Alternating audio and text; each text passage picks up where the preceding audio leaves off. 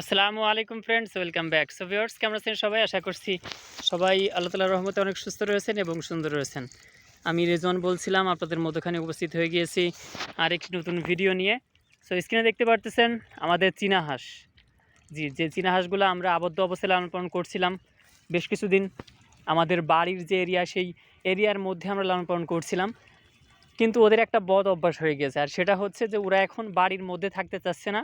একটু সুযোগ পাইলেই, যেমন ছোট বাচ্চা যারা রয়েছে, ছোট বাচ্চারা যেমন একটু সুযোগ পাইলে এদিক ওদিক চলে যায়, এই চীনা হাঁসগুলা কিন্তু সেম ওই ছোট বাচ্চাদের মতো করছে। একটুখানি ছাড়া পাইলেই তারা কিন্তু এই যে দেখতে পারতেছেন এই বিলের মধ্যে চলে আসছে, এইভাবে করে আপনার চড়ে বেড়ানোর জন্য। দেখতে পারতেছেন ওরা খেয়ে বেড়াচ্ছে।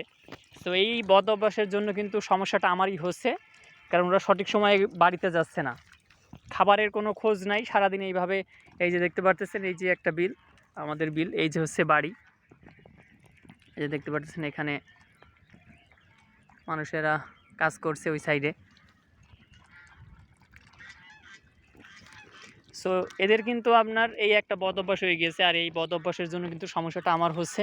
সঠিক সময়ে বাড়ি যখন যাচ্ছেন তখন কিন্তু এইভাবে করে আমার এসে এই কাদার ভিতরে এসে ওদেরকে নিয়ে যাওয়া লাগছে। খুবই সমস্যার মধ্যে আছি ভিউয়ার্স। সো এই ধরনের সমস্যার মধ্যে কে কে আছেন কমেন্ট করবেন ভিউয়ার্স। চীনা হাঁস সম্পর্কে যদি আপনার কোনো প্রশ্ন থেকে থাকে অবশ্যই কমেন্ট করবেন। পরবর্তীতে আরেকটি ভিডিওর ভিতরে ইনশাআল্লাহ সেই প্রশ্ন উত্তর দেওয়ার চেষ্টা করব। সো যদি ন্যাচারালভাবে চীনা হাঁস লালন পালন করতে পারেন অবশ্যই ভালো একটা বিষয়, যে তারা ছাড়া পাচ্ছে, খুব সুন্দরভাবে এদিক ওদিক ঘুরতে পারতেছে, এটা খুবই ভালো একটা বিষয়।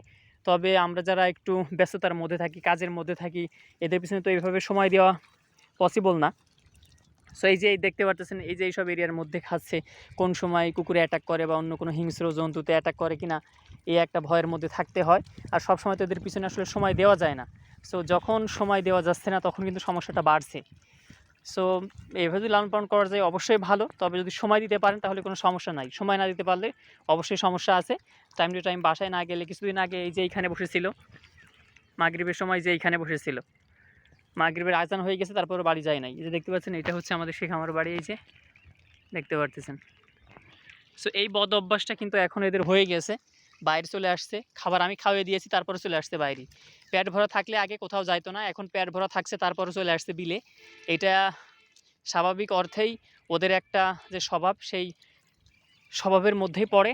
তারা এইভাবে আসলে চড়ে খাইতে পছন্দ করে, বিলে পুকুরে এইভাবে তারা চড়ে বেড়াইতে পছন্দ করে। এটা হচ্ছে ওদের স্বাভাবিক একটা অবস্থা। কিন্তু এটা আমাদের জন্য, আমরা যারা ব্যস্ত থাকি, আমাদের জন্য কিন্তু একটু সমস্যারই। সো সবাই ভালো থাকবেন, সুস্থ থাকবেন। আজকে এ পর্যন্ত। চীনা সম্পর্কে যদি প্রশ্ন থেকে থাকে অবশ্যই কমেন্ট করবেন। পরবর্তীতে আরেকটি ভিডিওর মধ্যে আমি রিজন আপনাদের প্রস্তুতি দেওয়ার চেষ্টা করবো ইনশাআল্লাহ। সাবস্ক্রাইব করে পাশে থাকবেন। আসসালামু আলাইকুম।